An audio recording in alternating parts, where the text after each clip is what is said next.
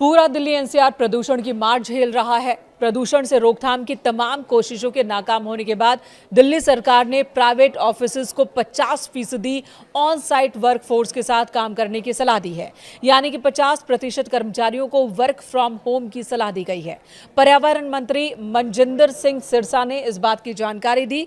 उन्होंने कहा कि ग्रेप 3 के तहत ही दिल्ली सरकार प्रदूषण नियंत्रण उपायों को सक्रिय रूप से लागू कर रही है। सार्वजनिक स्वास्थ्य और वायु गुणवत्ता की रक्षा के प्रयासों को तेज किया गया है। एमसीडी ऑफिस सुबह 8:30 बजे से शाम 5 बजे तक कार्य करेंगे, जबकि दिल्ली सरकार के कार्यालय सुबह 10 बजे से शाम 6:30 बजे तक खुलेंगे। आपको बता दें, दिल्ली एनसीआर में अगले 10 दिन के लिए AQI की वार्निंग जारी की गई है। केंद्रीय पृथ्वी विज्ञान मंत्रालय के तहत आने वाली फोरकास्टिंग बॉडी ने कहा कि अगले 10 दिनों तक एयर क्वालिटी बहुत खराब कैटेगरी में ही रहने वाली है, इसमें कोई सुधार नहीं होने वाला। जिसके बाद डिसीजन सपोर्ट सिस्टम यानी कि DSS के मुताबिक दिल्ली के PM 2.5 लेवल में अलग अलग पॉल्यूशन सोर्स की जानकारी मिली है।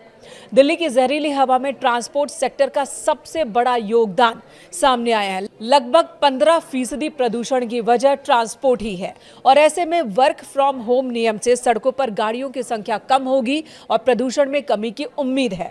फिलहाल दिल्ली में ग्रेप 3 लागू है। दिल्ली सरकार ने प्रदूषण पर रोक लगाने के लिए 11 नवंबर को लागू किया था ग्रेप 3, लेकिन इससे कोई फायदा नहीं हुआ।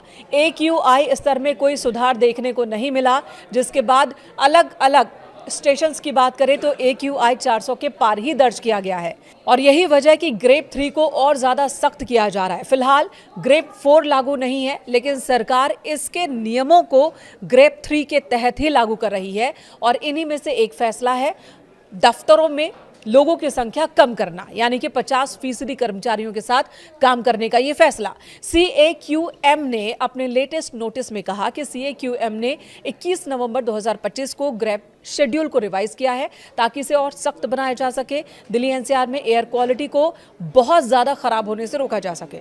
सुप्रीम कोर्ट के प्रपोजल को मंजूरी देने के बाद यह फैसला लागू किया गया है और इसके तहत गैर जरूरी निर्माण कार्यों पर रोक लगाई गई है। खुदाई और BS4 वाहनों पर पहले से ही प्रतिबंध है। नियमों को और सख्त किया जा रहा है। ऑफिसेज को भी ये कहा गया कि चाहे वो प्राइवेट हो या सरकारी दफ्तर, वहां 50% वर्कफोर्स के साथ ही काम करें।